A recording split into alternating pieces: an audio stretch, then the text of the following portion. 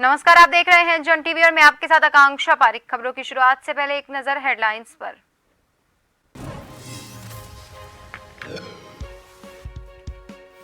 मुख्यमंत्री धामी ने उपराष्ट्रपति धनखड़ से की मुलाकात। राजभवन में हुई शिष्टाचार मुलाकात। कहा, विकास और पर्यावरण संरक्षण के बीच संतुलन बनाने की जरूरत।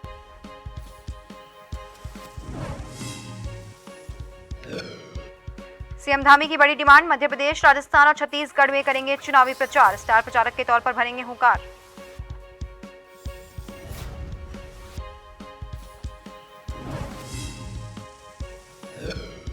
यूपी के अयोध्या में राम मंदिर की प्राण प्रतिष्ठा की तारीख तय। उद्घाटन को लेकर उत्तराखंड में सियासत जारी। कांग्रेस और बीजेपी आमने सामने।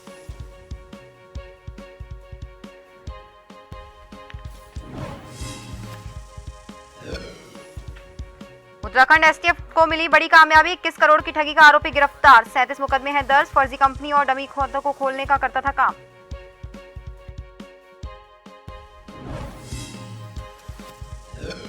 और हरिद्वार के लक्सर में लेखपाल रिश्वत लेते गिरफ्तार। नष्ट फसल की रिपोर्ट के एवज में मांगी थी 7,500 की रिश्वत। कार्यवाही से विभाग में मचा हड़कंप।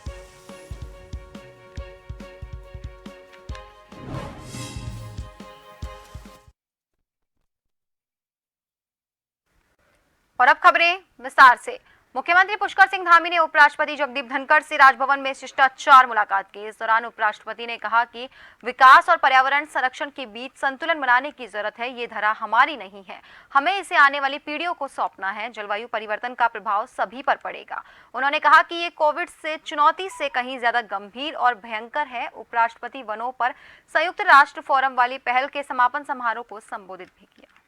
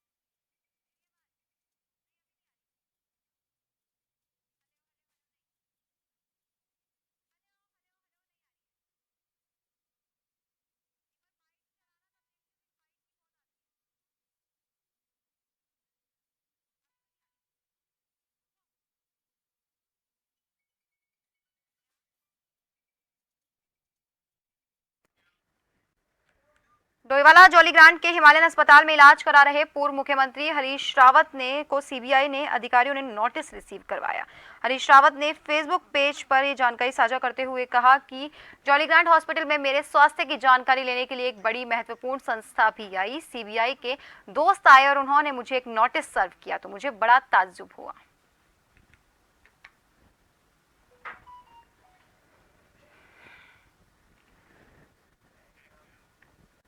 मां गंगा के प्रति आस्था को बनाए रखने और विश्व प्रसिद्ध बीटल्स ग्रुप को समर्पित गंगा फेस्टिवल का शुभारंभ करते हुए मुख्यमंत्री पुष्कर सिंह धामी ने कहा कि लोक संस्कृति को बढ़ावा देने के लिए पहली बार फेस्टिवल का आयोजन किया जा रहा है, जिससे विदेशों से आने वाले बीटल्स ग्रुप के प्रेमी भारत की लोक संस्कृति से जुड़ सके। पौड़ी के यमकेश्वर विधानसभा क्षेत्र अंतर्गत स्वर्गाश्रम क्षेत्र में स्थित विश्व प्रसिद्ध भावातीत ध्यान के गुरु महर्षि महेश योगी के शंकराचार्य नगर 84 कुटिया में स्थापित पर्यटक स्थल को विश्व पटल पर स्थापित करने के लिए गंगा फेस्टिवल का शुभारंभ किया गया, जो 29 अक्टूबर तक आयोजित किया जाएगा। जिसके शुभारंभ मौके पर पहुंचे मुख्यमंत्री पुष्कर सिंह धामी ने स्थानीय उत्पादों के स्टॉल और महेश योगी की 84 कुटिया सहित महेश योगी और बीटल्स ग्रुप से जुड़ी फोटो गैलरी भी देखी।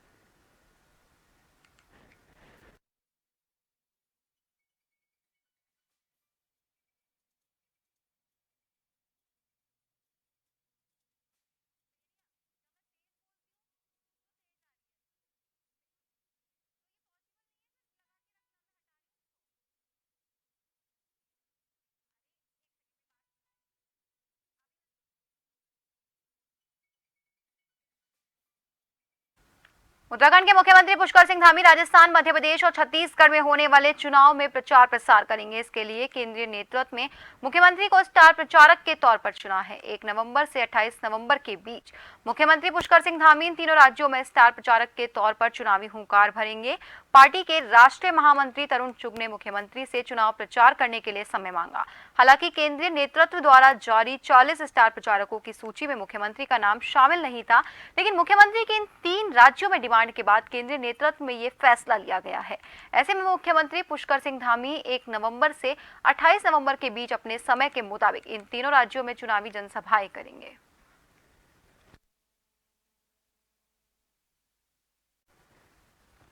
उत्तर प्रदेश के अयोध्या में राम मंदिर के प्राण प्रतिष्ठा की तारीख तय हो चुकी है। 22 जनवरी को प्राण प्रतिष्ठा के कार्यक्रम में पीएम मोदी शामिल होंगे। वहीं सीएम धामी ने राम मंदिर के प्राण प्रतिष्ठा को लेकर कहा है कि प्रधानमंत्री के नेतृत्व में भारत के इतिहास में एक स्वर्णिम अध्याय जुड़ने जा रहा है। इसी के साथ देवभूमि की ओर से सीएम धामी ने प्रधानमंत्री का आभार व्यक्त किया और राम भक्तों को बधाई दी। वहीं अब अयोध्या में बन रहे राम मंदिर के उद्घाटन को लेकर उत्तराखंड में भी राजनीति शुरू हो गई है। राम मंदिर निर्माण को लेकर कांग्रेस का कहना है कि जो सपना स्वर्गीय राजीव गांधी ने देखा था और बंद दरवाजों को खुलवाकर रामलला को गर्भगृह में विराजित करवाया था, लेकिन मामला न्यायालय के समक्ष था। उसे न्यायालय ने जो फैसला दिया उसे पूरे देश ने माना। रामलला का मंदिर बनना पूरे देश के लिए गर्व की बात है। वहीं इस दौरान राज्य मंत्री मधु भट्ट का कहना है कि भगवान राम आदि पुरुष है और सभी के हैं।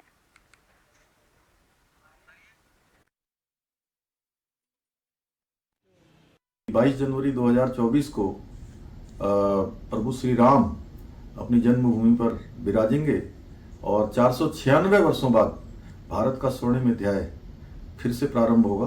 मैं आदरणीय प्रधानमंत्री जी का अभिनंदन करना चाहता हूं, उनका आभार व्यक्त करना चाहता हूं देवभूमि की तरफ से, और साथ ही सभी राम भक्तों को भी बधाई देना चाहता हूं कि उनका लंबा जो वर्षों का प्रतीक्षा थी वो समाप्त हो रही है। तो मुझे लगता है स्वर्गीय राजीव गांधी जी ने जो सपना देखा था, उन्होंने रामलला के बंद दरवाजों को खुलवाने का काम किया था, वहाँ पर जो है गर्भगृह में रामलला को विराजित करने का काम किया था। उसके बाद ये मामला विवाद में आ गया और जो है ये न्यायालय के संज्ञान में चला गया था। और उसी बार स्वर्गीय राजीव गांधी जी ने कहा था, पूरे देश के जो है बुद्धिजीवी वर्ग ने कहा था कि न्यायालय जो भी फैसला देगा उसका पालन सभी करेंगे। और अंतोगत्वा आप देखिए, इस पर बहुत ज़्यादा राजनीति भी हुई, लेकिन अंतोगत्वा माननीय सुप्रीम कोर्ट के निर्देश को पूरे देश ने सिरोधार्य किया और अब सुप्रीम कोर्ट के निर्देश पर वहां पर दिव्य भव्य राम मंदिर बनने जा रहा है, जो हम सभी के लिए गर्व की बात है। भगवान राम सभी के हैं, आदि पुरुष हैं। साथ में जिस प्रकार से इतने वर्षों से जो निर्माण कार्य रुका हुआ था, वो हमने अपने उसमें दृष्टिपत्र में भी स्पष्ट कहा था कि हम राम मंदिर बनाएंगे, और राम मंदिर हमने वो पूरा भी किया। वो वादा जो जनता से किया था वो पूरा किया। आज राम मंदिर जो है निर्माण भव्य तरीके से हो रहा है और सब लोग, पूरे भारतवर्ष के लोग जो अपने आस्था के प्रतीक हैं प्रभु राम के, जो है उसके दिव्य दरबार में जाएंगे और ज़रूर उसमें आशीर्वाद लेंगे। खबर हरिद्वार के लक्सर से है, जहां विजिलेंस की टीम ने चकबंदी कार्यालय में छापेमारी करते हुए एक चकबंदी लेखपाल को रिश्वत लेते रंगे हाथों गिरफ्तार किया। विजिलेंस की टीम ने आरोपी लेखपाल से रिश्वत के 7,500 रुपए भी बरामद किए। जानकारी के मुताबिक लक्सर तहसील क्षेत्र के डौसनी गांव के किसान धर्मदास द्वारा विजिलेंस की टीम से शिकायत कर बताया गया कि बीते दिनों लक्सर में आई बाढ़ में उसकी फसल नष्ट हो गई, जिस पर उसने तहसील प्रशासन से अपनी नष्ट हुई फसल के मुआवजे की मांग की थी, जिसकी रिपोर्ट लगाने के एवज में चकबंदी लेखपाल उससे रिश्वत की मांग कर रहा है। वहीं उस पर कार्रवाई करते हुए देहरादून से आई विजिलेंस की टीम ने आरोपी लेखपाल वीरपाल को शाम बसेड़ी गांव में स्थित चकबंदी कार्यालय से रंगे हाथ रिश्वत लेते हुए गिरफ्तार कर लिया। इस दौरान विजिलेंस की टीम ने आरोपी लेखपाल से घंटों पूछताछ की और आरोपी लेखपाल को गिरफ्तार अपने साथ ले गई, जिसके बाद से चकबंदी विभाग में हड़कंप मच गया।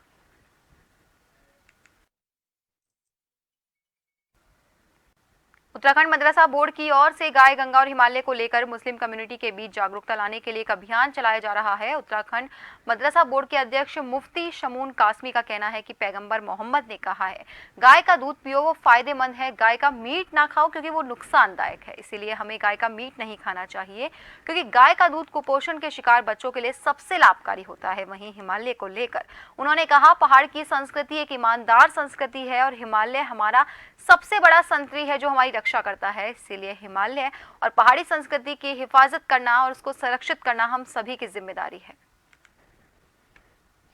तो हमने बहुत अरसे से एक बात की थी कि ये चीज़ें अलग नहीं हैं। अगर हम थोड़ा सा बस ये है कि ज़बान यार मन तुर्की के मन तुर्की नमी दानम, मेरे यार की ज़बान तुर्की और मैं तुर्की नहीं जानता हूँ।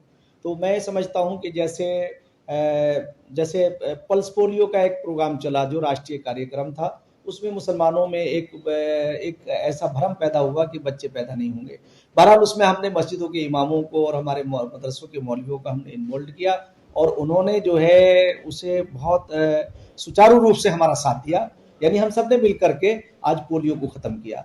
सेकेंडली, हम जनसंख्या विस्फोटक, जो जनसंख्या बड़ी तेज़ी से बढ़ रही है, जिसे कंट्रोल करना ज़रूरी है। जो लोग ये समझते हैं कि जनसंख्या जो है मुसलमान अपनी जनसंख्या के लिए, तो मैं ये कहना चाहता हूँ कि हज़रत मोहम्मद सल्लल्लाहु अलैहि वसल्लम ने खुद ये कहा है कि अपनी फैमिली को इतना अच्छा रखिए। फैमिली प्लानिंग कोई इस्लाम के खिलाफ नहीं है। जिले के कई इलाके में चल रहे जुगाड़ वाहन नियम कानून की धज्जियां उड़ा रहे हैं। जिले में सैकड़ों वाहन बिना किसी दस्तावेज के दौड़ रहे हैं।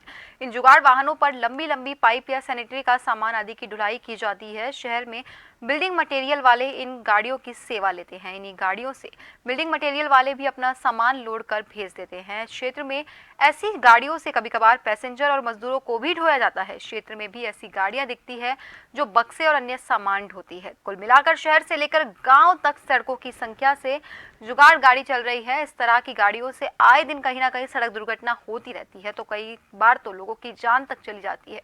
वहीं इस शैलेश तिवारी परिवर्तन आरटीओ का कहना है कि जो भी व्यक्ति गाड़ी को मॉडिफाई करके चलाएगा उसके खिलाफ सख्त कार्रवाई की जाएगी।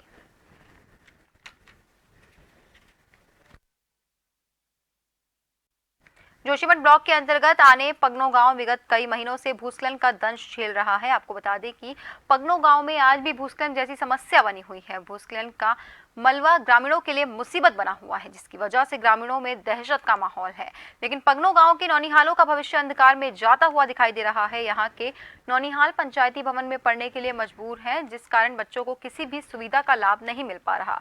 हालांकि एक गैर सरकारी संस्था के द्वारा टेंट की व्यवस्था जरूर कर दी गई है, लेकिन टेंट में बच्चों के लिए टॉयलेट और पीने के लिए पानी की सुविधा नहीं थी, जिसकी वजह से यहाँ पर पढ़ने वाले नौनिहालों को भारी दिक्कतों का सामना करना पड़ रहा है।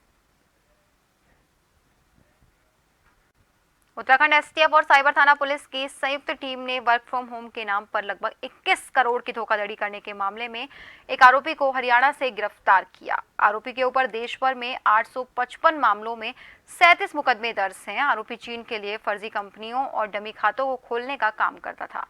एसएसपी एसटीएफ आयुष अग्रवाल ने बताया कि अभियुक्त द्वारा वर्क फ्रॉम होम के काम में रुचि रखने वाले व्यक्तियों को फर्जी होटल की साइट तैयार कर टेलीग्राम ग्रुप से जोड़कर होटल की ऑनलाइन बुकिंग का टास्क देकर कमीशन का लाभ कमाने का लालच देता था, जिस पर पहले तो कमीशन के रूप में कुछ धनराशि दी जाती थी और जब जनता को विश्वास हो जाता था तो इनसे इन्वेस्टमेंट के नाम पर मोटी रकम हड़प लेता था। एसएसपी ने बताया कि आरोपी को गिरफ्तार कर लिया गया और जांच की जा रही है। ये वो नेटवर्क है जिसमें कुछ लोग हैं जो कि कॉल्स करते हैं, कोई टेलीग्राम चैनल पर इनसे चैट करके इनको आगे इंगेज करता है विक्टिम्स को। कुछ लोग हैं जो अकाउंट्स खोलते हैं, अकाउंट्स खुलवाते हैं और मनी का ट्रांजैक्शंस देखते हैं। तो अभी हमने इसमें एक लिंक को गिरफ्तार किया है। आगे भी जो बाकी लोग हैं इसमें इन्वॉल्व हैं उन सभी लोगों पर भी कार्रवाई की जाएगी। आजादी के अमृत महोत्सव के तहत मेरा देश मेरी माटी प्रोग्राम के तहत उत्तरकाशी के 624 गांवों से मिट्टी इकट्ठा की गई। मिट्टी के कलशों को विधायक गंगोत्री और जिलाधिकारी उत्तरकाशी ने हरी झंडी दिखाकर देहरादून के लिए रवाना किया। आपको बता दें कि प्रधानमंत्री नरेंद्र मोदी के आह्वान पर पूरे देश में ये महोत्सव शुरू किया गया था, जिसके तहत पूरे देश के गाँवों से मिट्टी इकट्ठा करके दिल्ली में अमृत वाटिका का निर्माण किया जाना है और इसी के तहत जिला मुख्यालय ने इन कलशों को स्थानीय लोगों की मौजूदगी में देहरादून रवाना किया। मेरा देश का जो ये कार्यक्रम पूरे भारतवर्ष में और उत्तराखंड के प्रत्येक ब्लॉकों में जो हुआ था, उस कार्यक्रम के आज कार्यक्रम के अनुसार आज जो है मेरी माटी मेरे देश का जो प्रत्येक ब्लॉक से आज जो है मट्टी का घड़ा आज जो है देहरादून और देहरादून से दिल्ली जाएगा और इसमें शासन प्रशासन द्वारा भी मट्टी की जांच की जाएगी। प्रत्येक गांव की जो भी मट्टी की जो समस्या होगी उसकी रिपोर्ट जो है ब्लॉक में भेजी जाएगी। सभी विकास खंडों के और नगर पालिका पंचायत क्षेत्रों के अमृत कलश यहाँ से तैयार करके देहरादून में राज्य स्तरीय कार्यक्रम के लिए भेजे गए हैं। वहाँ से सभी कलश राष्ट्रीय स्तरीय कार्यक्रम के लिए नई दिल्ली जाएंगे और इस प्रकार से जो देश ने आज़ादी का अमृत महोत्सव मनाया है उसका एक समागम की ओर है। उत्तरकाशी से पूरे जनपद की माटी जो गांव-गांव से इकट्ठी की गई और गांव के बाद ब्लॉक में और ब्लॉक में इकट्ठी करके और उसको कलेक्शन करके हर ब्लॉक से जो यहाँ पर मिट्टी कलेक्शन हुई उसको जो है आज जो है प्रदेश स्तर पर भेजा जा रहा है और प्रदेश स्तर के बाद इसको दिल्ली भेजा जाएगा। प्रदेश से कलेक्ट कर करके वहाँ पे जो अमृत वाटिका बनेगी वो एक ऐतिहासिक वाटिका बनेगी। और जयपुर में उद्यान विभाग द्वारा मशरूम उत्पादन हेतु तकनीकी प्रशिक्षण का आयोजन किया गया, जिसमें इंडो उच्च मशरूम परियोजना जोलीकोट नैनीताल के वैज्ञानिकों द्वारा किसानों को मशरूम उत्पादन कर आय दुगनी करने का मंत्र दिया। मुख्य मशरूम विकास अधिकारी जेसी भट्ट द्वारा मशरूम कंपोस्ट बनाने की तकनीक किसानों को अच्छी तरह समझाई। वहीं MS रोतेला ने मशरूम उत्पादन में रोग नियंत्रण की बारीकियों से अवगत कराया गया। बता दें, जसपुर में उद्यान विभाग द्वारा मशरूम उत्पादन हेतु तकनीकी प्रशिक्षण का आयोजन किया गया था।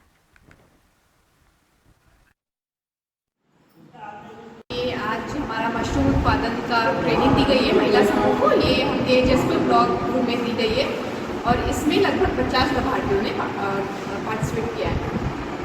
उत्पादन के लिए है जो हमारा जिला हमारा उद्यान विभाग है, जिसमें हम जिला योजना अंतर्गत 80% छूट में महिला समूह को मशरूम उत्पादन के लिए मशरूम खाद और उसका स्पॉन जो उसको बीज कहते हैं, जो मशरूम का बीज होता है उसको स्पॉन कहते हैं, उसको मिला के हम महिलाओं को देते हैं। एक महिलाओं को हम लगभग 5 टन दे सकते हैं और इसमें 80% छूट है।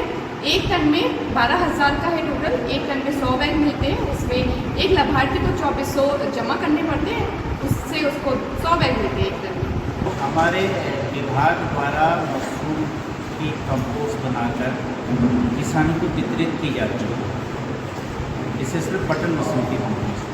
लेकिन कुछ जिलों में 80% सब्सिडी पे कंपोस्ट उपलब्ध कराई जा रही है, जबकि इंडोडच मशरूम परियोजना जोलीकोट में 50% सब्सिडी पर कंपोस्ट और स्पॉन उपलब्ध कराया जा रहा है। यह आज का प्रशिक्षण कि हम बटन मशरूम की खेती कैसे कर सकते हैं उस पर आधारित था, जिसमें उपस्थित। और अब आखिर में एक नजर हेडलाइंस पर।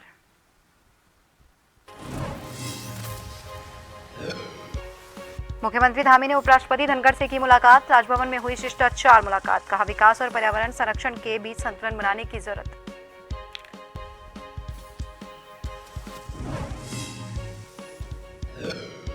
सीएम धामी की बड़ी डिमांड। मध्य प्रदेश, राजस्थान और छत्तीसगढ़ में करेंगे चुनावी प्रचार। स्टार प्रचारक के तौर पर भरेंगे हुंकार।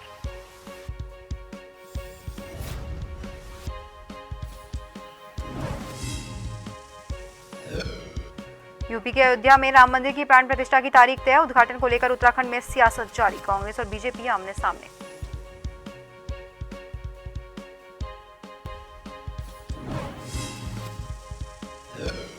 उत्तराखंड एसटीएफ को मिली बड़ी कामयाबी। 21 करोड़ की ठगी का आरोपी गिरफ्तार। 37 मुकदमे हैं दर्ज। फर्जी कंपनी और डमी खातों को खोलने का करता था काम।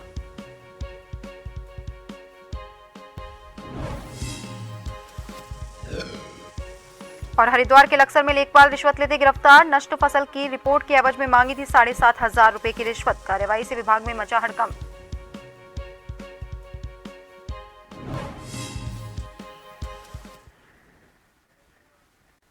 और फिलहाल के लिए खबरों में बस इतना ही। बने रहिए जन टीवी के साथ। नमस्कार।